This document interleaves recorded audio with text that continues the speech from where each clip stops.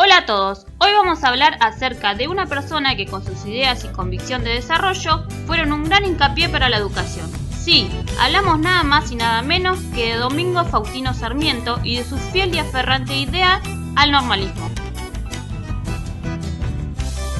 Domingo Faustino Sarmiento nació en San Juan el 15 de febrero de 1811. Fue hijo de José Clemente Quiroga Sarmiento y de Paula Albarracín. Se destacó como político, docente, periodista, militar, escritor del famoso libro El Facundo y logró llegar a ser presidente de la República. Sarmiento perteneció a la famosa generación del 37.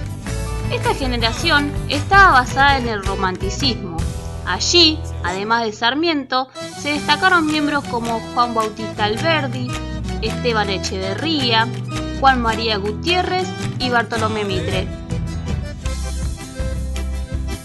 Su único pensamiento era que el país tuviera como meta el progreso, como lo hacían en aquel entonces los países europeos y americanos, ya que estos se interesaban en el camino que realizaba una nación para progresar.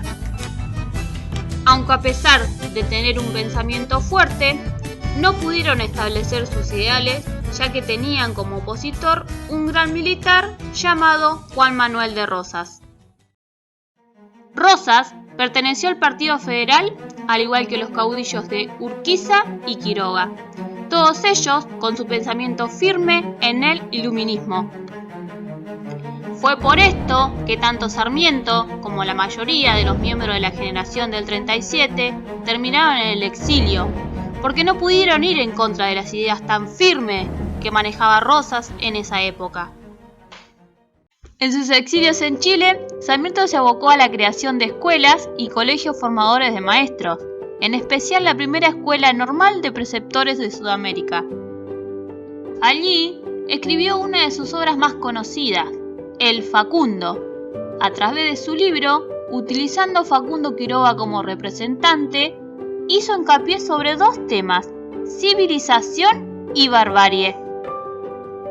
Él decía que en su país existían dos naciones en una, que estaban divididas por la cultura y la sociedad, y que para terminar con esta disputa entre federales y unitarios era necesario unir las costumbres populares. Era como si en un mismo país conviviesen dos siglos, el siglo XIX por un lado y el siglo XX por el otro. El litoral tenía contacto con otros países y el Mediterráneo estaba anclado en la época colonial. Dejó bien en claro que su único propósito para poder progresar era la educación. Con ayuda del pueblo chileno, financió viajes por África, Europa y América.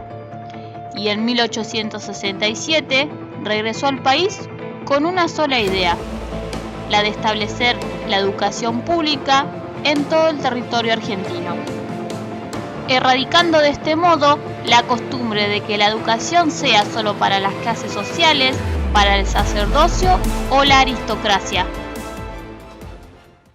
Ya en 1968 llegó al poder, convirtiéndose en presidente de la nación. Decidió entonces que para comenzar a implementar la educación era necesario saber el nivel de la cultura del país. Fue así que se encontró con un pueblo en donde el 77% era analfabeto. Sin más preámbulo y con la ayuda de Merimán, trajo a nuestro país 65 maestras instruidas en el normalismo, con el objeto de formar nuevos maestros para iniciar un cambio. Durante su gobierno, Sarmiento fundó más de 800 escuelas. En 1970 inauguró la primera escuela normal del Paraná. La misión de estas jóvenes mujeres fue muy difícil de lograr, pero no imposible.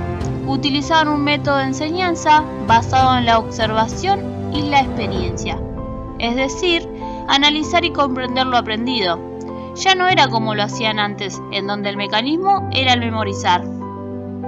Se extirpó la religión de las aulas y se instaló el positivismo pedagógico, que consistía en enseñar las distintas teorías de la evolución. La ciencia comenzó a instalarse.